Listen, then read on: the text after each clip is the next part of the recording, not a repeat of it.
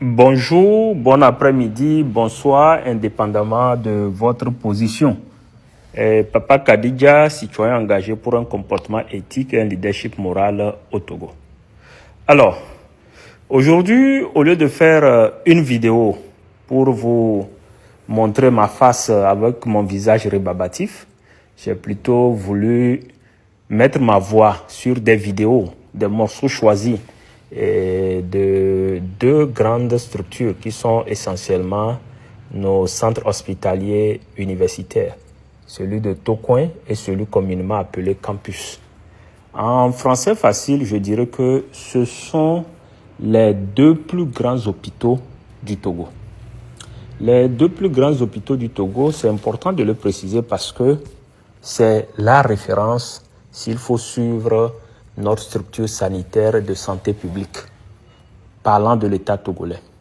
Et je veux arrêter aussi la diversion. Quand on parle d'autres structures comme, comment ça s'appelle, c'est Dr Lafiela et autres, d'abord, ce n'est pas, c'est du privé. Je dis c'est du privé d'abord, et ensuite, c'est du privé grâce à l'argent des retraités ou des gens qui sont inscrits à la CNSS. C'est leur argent qui a permis de financer, de faire ces structures. Ceci étant clos, je reviens ici. En fait, ce qu'on veut parfois démontrer et ce qu'on veut montrer, c'est qu'il n'y a rien de personnel quand nous portons des jugements et des critiques. Non. Nous n'avons rien contre les individus pris isolément. Mais nous avons des griefs contre les individus pris isolément vis-à-vis des actes qu'ils posent ou qu'ils ne posent pas. Quand on parle de ces structures de santé, imaginez ce que vous voyez. Imaginez, des fois, la dernière fois, quelqu'un me disait que le syndicat qui survit le plus, c'est le Synfot. Je dis oui, mais non. Pourquoi? Parce que si on est membre du syndicat des personnels hospitaliers du Togo et qu'on ne peut pas revendiquer de meilleures conditions de travail, il y a problème. Parce que l'impression que le Togolais lambda a, les syndicalistes ne se lèvent que pour réclamer leur prime ou leur augmentation salariale.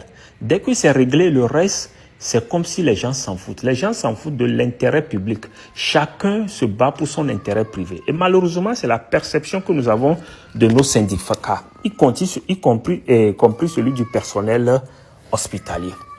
Parce que quand vous voyez tout ça, comment est-ce qu'un médecin peut accepter que des patients rentrent dans ça?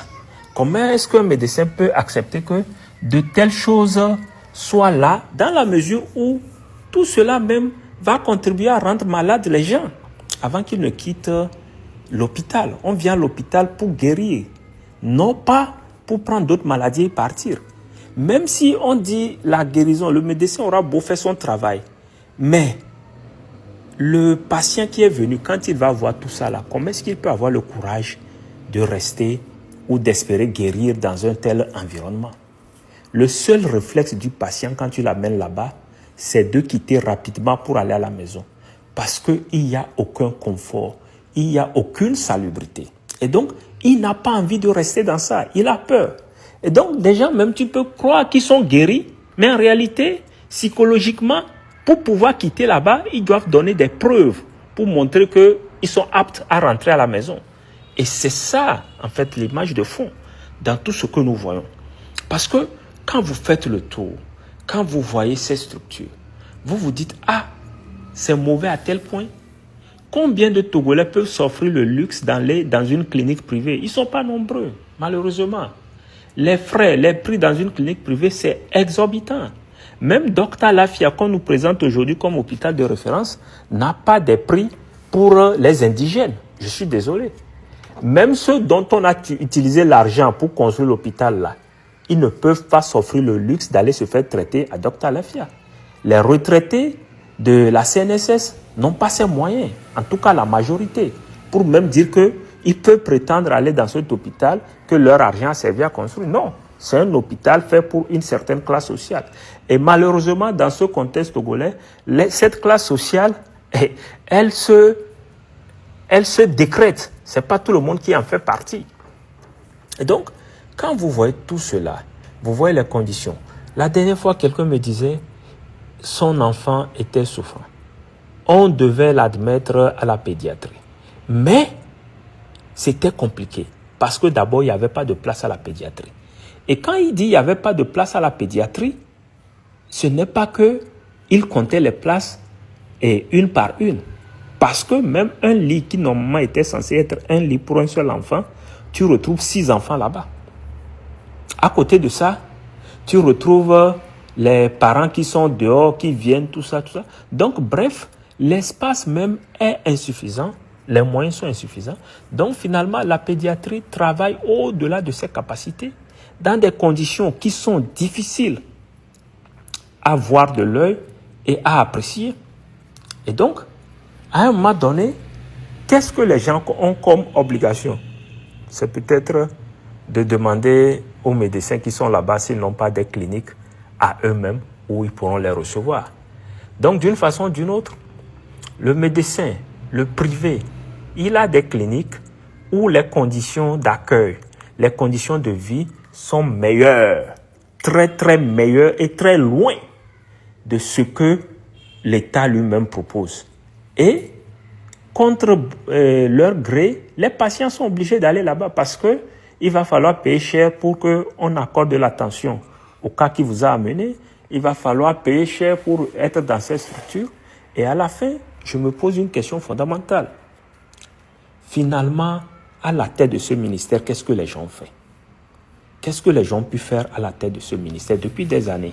Et par ricochet, qu'est-ce que celui qui préside ce pays depuis les 20 dernières années a fait? Parce que, de façon résumée, Faure Gnassingbé est arrivé au pouvoir il y a 20 ans. Il veut s'accrocher pour toujours.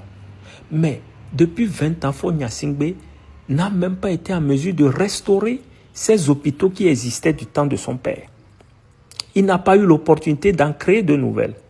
Même celui de Kara, dont on parlait dernièrement, on a tous appris après que ce n'est pas un financement togolais. Donc ça veut dire notre impôt que nous payons là, ça sert finalement à quoi? Parce que même dans ces hôpitaux, quand on y va, aucun service n'est gratuit. On paye tous les services, tu payes les médicaments, tu payes l'hospitalisation, tu payes tout. Alors, donc ça veut dire, finalement, notre système de santé publique, est-ce qu'il existe? Ou bien il est de nom ou de prénom? Ce sont là des questions importantes sur lesquelles nous devons tous réfléchir en tant que Togolais et compatriotes.